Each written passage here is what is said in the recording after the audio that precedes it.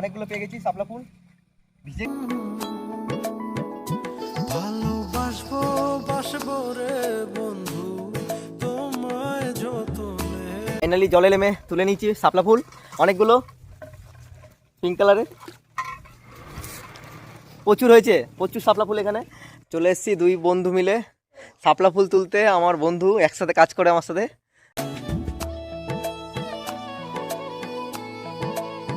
আমারে উঠছে না, ছিঁড়ে চলে গেল নাকি।